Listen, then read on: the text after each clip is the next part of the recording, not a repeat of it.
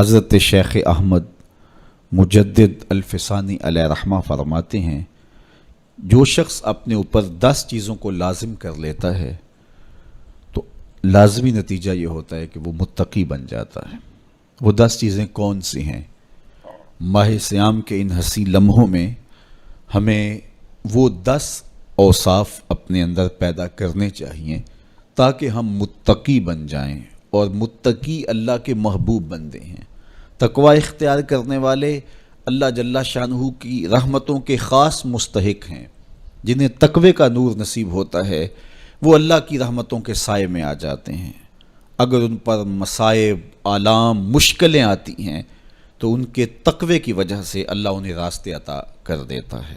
وَمَن يَتَّقِ اللَّهَ يَجْعَل لَّهُ مَخْرَجًا وَيَرْزُقْهُ مِنْ حَيْثُ لَا يَحْتَسِبُ۔ اللہ اکبر۔ ارشاد فرمایا کہ جو اللہ سے ڈرتا ہے، تقوی اختیار کرتا ہے، اس کے لیے ہم مصیبت سے نکلنے کے راستے پیدا کر دیتے ہیں، اور اللہ جل شانہ اس کے لیے وہاں سے رزق عطا کرتا ہے جہاں سے اسے گمان بھی نہیں ہوتا ہے۔ تو یہ تقوی کا نتیجہ ہے جو اہل تقوی کو نصیب ہوتا ہے۔ تو حضرت شیخ نے 10 وہ امور بتائے جو اپنے اوپر لازم کر لینے سے تقوی نصیب ہوتا ہے۔ سب سے پہلی بات آپ فرماتے ہیں زبان کو غیبت سے بچائے۔ اتقاء کے حصول کے لیے زبان کو پاک کرنا ضروری ہے۔ انسان کے زیادہ تر گناہ اس کی زبان کی وجہ سے ہیں، اور غیبت یہ بدترین عمل ہے، اور اس کو بدکاری سے بھی برا قرار دیا گیا ہے۔ الغیبت اشد من الزنا۔ تو اپنی زبان کو غیبت سے بچائے۔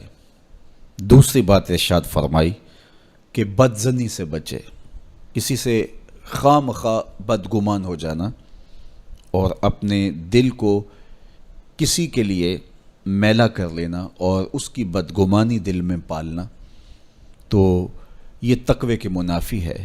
تو کسی کی بدگمانی سے، بدظنی سے اپنے دل کو بچائے، زبان کو غیبت سے بچائے، دل کو بدگمانی سے بچائے، اور مسخرہ پن سے بچے۔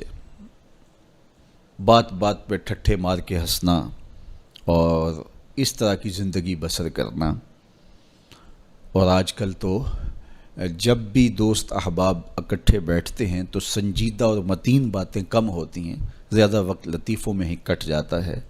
انسان کو خوش مزاج ہونا چاہیے، اس کی طبع میں شگفتگی ہونی چاہیے، لیکن شگفتگی، خوش مزاجی اور مسخرہ پن میں فرق ہے، اس کو سمجھنا چاہیے۔ سنجیدہ اور متین زندگی یہ مومن کی زینت ہے، انسانیت کا حسن ہے۔ اس لیے تقوی کے حصول میں مانع ہے مسخرہ پن۔ اگر کوئی شخص متقی بننا چاہتا ہے تو اس کو سنجیدہ اور متین بننا ہوگا۔ طبیعت کی خوش مزاجی یہ معنی نہیں ہے، لیکن مسخرہ پن اور چیز ہے، اس سے روک دیا گیا۔ چوتھی چیز حضرت شیخ احمد فرماتے ہیں کہ اپنی آنکھ کو حرام سے بچائے۔ اپنی آنکھ کی حفاظت کرنے سے تقوی حاصل ہوتا ہے۔ جب آنکھ خراب ہوتی ہے تو دل خراب ہوتا ہے، جب دل خراب ہوتا ہے تو پھر پورا بدن خراب ہو جاتا ہے۔ اس لیے وہ دروازہ جو کھلا ہے اور اس سے بدی شر اندر اتر رہی ہے، اور پھر اس سے آپ کا سارا نظم ہستی برباد ہو رہا ہے، تو اس دروازے کو بند کریں۔ تو اپنی آنکھ کو حرام سے بند کریں۔ پانچویں چیز ارشاد فرمائی ہمیشہ سچ بولے۔ جھوٹا شخص کبھی متقی نہیں ہو سکتا۔ اتقاء کے حصول کے لیے اپنے آپ کو سچ کا خوگر بنانا ہوگا۔ سچ کے بغیر کبھی نہ بولیں۔ جھوٹ بولنے والے کی زبان سے شر پھیلتا ہے، اور جب کوئی شخص جھوٹ بولتا ہے تو حدیث پاک میں آتا ہے اس سے بدبو نکلتی ہے، جس کو عام لوگ تو نہیں سونگھ پاتے، لیکن اللہ کے فرشتے 1 میل دور پیچھے ہٹ جاتے ہیں۔ تو مومن سچا ہوتا ہے، مومن جھوٹا نہیں ہوتا، اور تقوی کے حصول کے لیے سچ شرط ہے۔ چھٹی چیز ارشاد فرمائی ہر حال میں اللہ کا احسان مانے۔ جب کوئی بھی انسان پر بہتری آئے تو اس وقت یہ کہے کہ یہ میرے رب کا احسان ہے کہ مجھے یہ حاصل ہوا ہے۔ بہت سارے لوگ اپنی محنت کا نتیجہ قرار دیتے ہیں کہ یہ میں نے کیا تو اس کے نتیجے میں یہ ملا۔ بسا اوقات آپ کتنا سیدھا کام کر رہے ہوتے ہیں، کتنی محنت کر رہے ہوتے ہیں، لیکن نتیجہ اس کے برعکس آ رہا ہوتا ہے۔ سیدنا علی المرتضیٰ رضی اللہ تعالیٰ عنہ فرماتے ہیں میں نے اللہ کو اپنے ارادوں کی شکست سے پہچانا، تو یہ اس کی کرم نوازی ہے کہ اس نے ایسا کر دیا۔ صحت میرا کمال نہیں، یہ اللہ کی عطا ہے۔ علم میرا کمال نہیں، یہ اللہ کی عطا ہے۔ لہجوں کی خوبصورتی یہ اس کی عطا سے ممکن ہے۔ اس نے آنکھوں میں روشنائی رکھی، اس نے توفیق عمل نصیب فرما دی، اس نے اچھائی کی راہوں پہ گامزن کیا، ماہ صیام میں روزہ رکھنے کی توفیق ہوئی، صلاۃ التراویح میں حاضری کا موقع میسر آیا، دیگر صالح اعمال تلاوت کلام مجید نصیب ہوئے، تو مت سمجھے کہ یہ کوئی میرا کمال ہے۔ اللہ کا احسان مانے گا تو غرور پیدا نہیں ہوگا، تکبر پیدا نہیں ہوگا۔ تو ہر حال میں اللہ کا احسان مانے، جو بھی خیر اس کو ملے وہ کہے یہ میرے رب کی طرف سے ہے، اور اگر اس کا کرم نہ ہوتا تو یہ عمل مجھے نصیب نہ ہوتا۔ اور کتنے عمل ہیں کہ نصیب ہونے کے بعد عجب سے، تکبر سے، ریاکاری سے برباد ہو جاتے ہیں۔ کیتی کتری پئی کھو محمد تے سکہ بنیا زردہ، کتنے عمل ہیں کہ برباد ہو جاتے ہیں، تکبر آ گیا، عجب آ گیا، ریاکاری آ گئی، تو یہ اس کی طرف سے ہی ہے۔ تو جب یہ کہے گا تو عجب، تکبر، غرور کچھ پیدا نہیں ہوگا، تو پھر عمل قبول ہوگا اور انسان تقوی کی منزل تک پہنچے گا۔ ساتویں چیز، اپنا مال راہ حق میں خرچ کرے، ناحق راستے پر ایک درہم بھی خرچ نہ کرے۔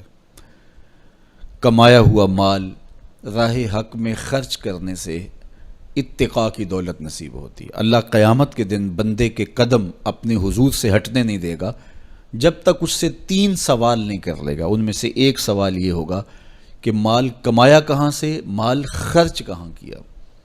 جس طرح مال حلال کمانا ضروری ہے، مال کو جائز جگہوں پہ خرچ کرنا بھی ضروری ہے، حق کے راستے پہ خرچ کرنا بھی ضروری ہے۔ اس لیے یہ اپنی طبع کے اندر لازم کر لے کہ کبھی بھی اس کا مال کسی ناجائز اور فضول کام میں خرچ نہ ہو، راہ حق میں اس کا مال لگے۔ 8ویں چیز، نفس کے لیے کبھی بڑائی بلندی نہ چاہے، اس سے طبیعت میں سرکشی آئے گی اور تقوی کے راستے میں یہ عمل مانے ہے۔ اور نمازوں کی حفاظت کرے۔ نمازوں کی اگر حفاظت نہیں کرتا تو باقی سارے عمل اس کے پاس ہیں، تو وہ متقی کیسے بن سکتا ہے؟ چونکہ یہ تو اسلام کا بنیادی فریضہ ہے جو اہل ایمان پر لازم کیا گیا ہے، جو کسی صورت کے اندر بھی، حتیٰ کہ حالت بیماری کے اندر بھی معافی جس کی نہیں ہے، سفر کے اندر بھی نماز کی معافی نہیں، مختصر کر دی گئی، قصر کر دی گئی، لیکن معافی نہیں دی گئی، حالت جنگ کے اندر بھی اس کی معافی نہیں ہے۔ تو نمازوں کی محافظت کرے۔ اور 10ویں چیز، حضرت شیخ فرماتے ہیں عقیدوں کی صحت کا خیال رکھے، اپنے عقیدے، اپنے نظریات خوبصورت رکھے، وہی جو طریقہ مبارکہ اہل سنت و جماعت کے بزرگوں کے عقائد تھے اور شروع سے صحابہ سے لے کے دور موجود تک چلے آ رہے ہیں، ان کی مطابقت کے اندر اپنے عقیدے رکھے۔ نظریات کا عکس اعمال پہ ہوتا ہے، اگر نظریات اچھے نہیں ہیں تو اعمال بھی اچھے نہیں ہیں۔ تو یہ 10 خوبیاں اور 10 چیزیں اگر کسی شخص نے اپنے اندر لازم کر لیں تو پھر لازمی نتیجہ یہ ہے کہ وہ متقی بن جائے گا، وہ پرہیزگار بن جائے گا۔